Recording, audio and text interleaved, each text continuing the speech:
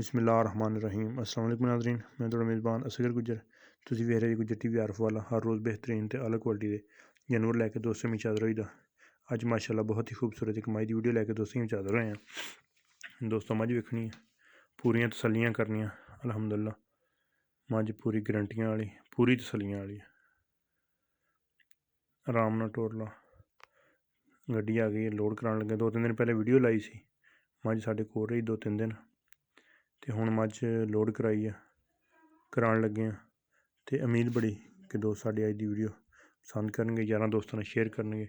जिन्हें दोस्तों साडा चैनल नहीं सबसक्राइब किया, चैनल सबसक्राइब, ताकि हर आने वाली नई वीडियो नोटिफिकेशन बर वक्त दोस्तों ने मिल सके। रबता नंबर 0300 567 2355 WhatsApp पर यही कॉल नंबर है। माशाअल्लाह मझ लोड कराने लगे हैं।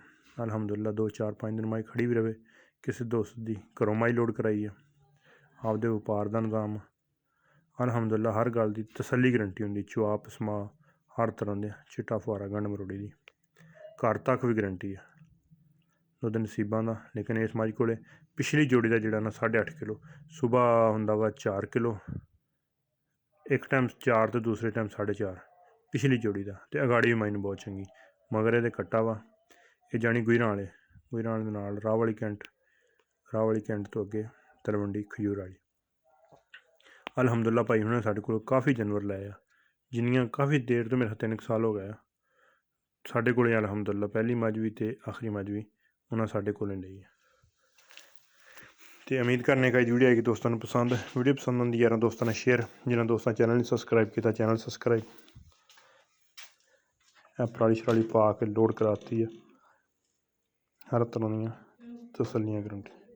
मझ लोड हो गई है, इंशाअल्लाह दुआ करने अल्लाह पाक खैरी खैरी पराली चंगी पवा के इन्होंने मंजिल मकसूद तक पहुँचाए।